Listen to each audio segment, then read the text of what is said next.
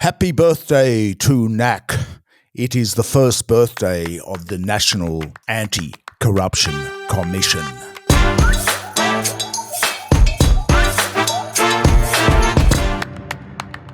And we did tell you, we told you so. We warned that when they announced the NACC, it was going to be a joke. We even called it the snack at the time, the secret National Anti-Corruption Commission. Loathed to crow, and there is nothing worse than a self-indulgent journalist bragging about getting the story first, but we did kind of flag it, and the NACC is now copping the flack. The major issue when they set it up to fail, because what's the point of exposing corruption in secret? And it was set up with a compromise deal with Peter Dutton and the coalition, with a secrecy clause which said only in exceptional circumstances, this proviso, exceptional circumstances, would anything be made public. Set up to fail. The point of it was not to bust corruption. The point of the NACC was to give the appearance of busting corruption. The government is the government. They can bust corruption if they choose. Remember Angus Taylor? Remember the water imbroglio, where $80 million of fake water was sold to a company in the Cayman Islands set up by none other than Angus himself. Well, if they wanted to do something about that, they control the government now. All they have to do is ask the water department for the directions to pay for that deal. Directions to pay who got the money. And they can find out tomorrow where the money went, where that $80 million of public money went. They now control the water department. Barnaby no longer controls it, but they don't want to do that, because when the coalition gets back in, they'll just go after Labor targets. It is a protection racket. The way these things work, by the way, the money actually doesn't go to the Cayman Islands. It'd be somewhere in Martin Place, where a lawyer sends the directions to pay instructions to the water department. Please pay such and such nominee company in, the CBD somewhere. It doesn't actually go to the Caymans, even though legally the company in the Caymans is meant to get the money, because the lawyers for the investors in Angus's company, they're the ones that say where the money wants to go. We could find out tomorrow about that scam. So the NACC is a scam. It is a joke. Should be called the NARC. We get the referrals here at MWM. We get the referrals. We get the complaints. Hard to break it.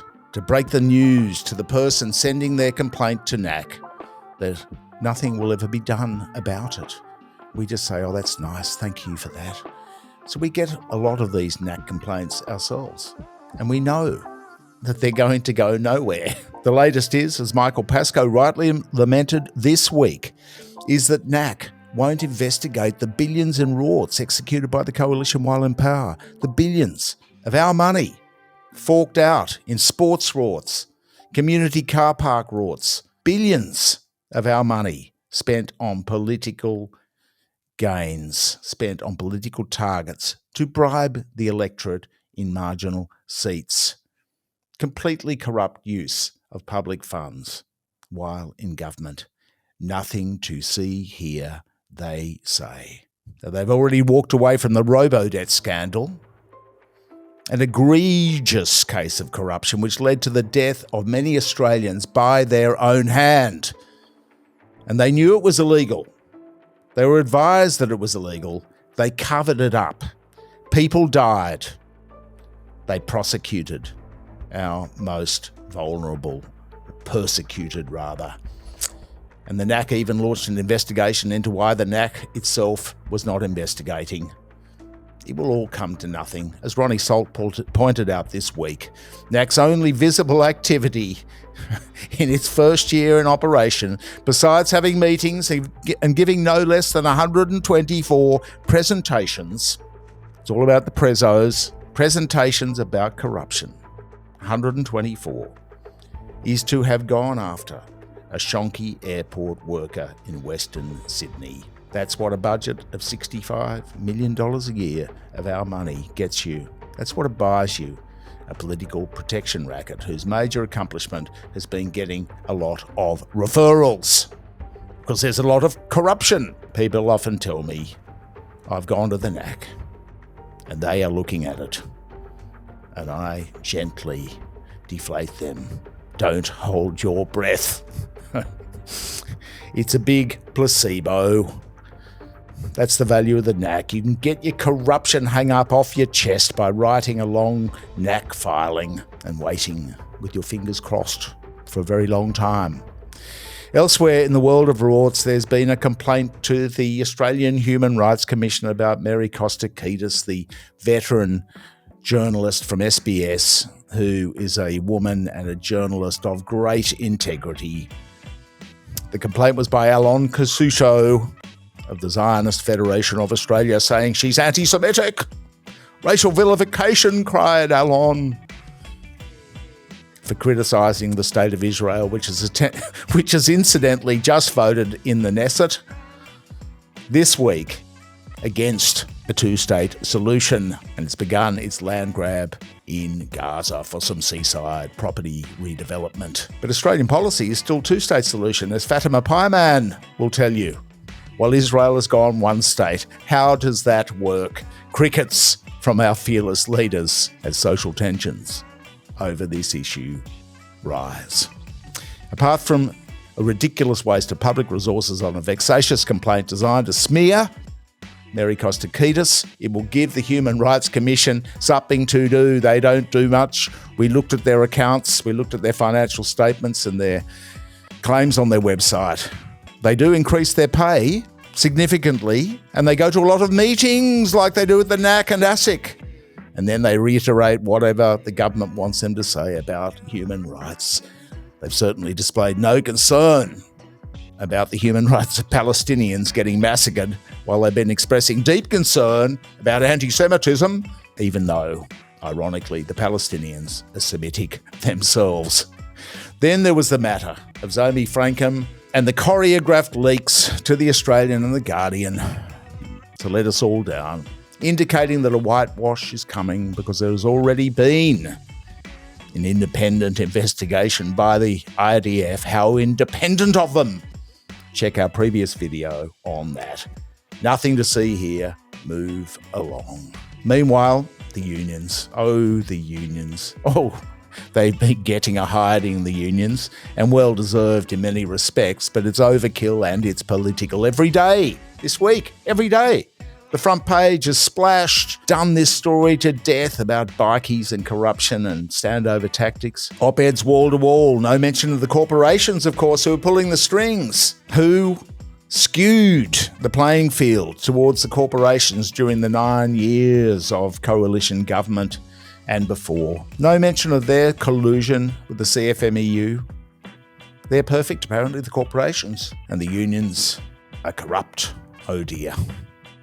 And they had the cheek to run a story this week on how the corporate tax rate should be cut right in the middle of a cost of living crisis because, fake figures, that's really worked elsewhere, like the US and the UK, cutting the corporate tax rate, a race to the bottom. The wealthiest institutions in the world pay less tax. What a great idea.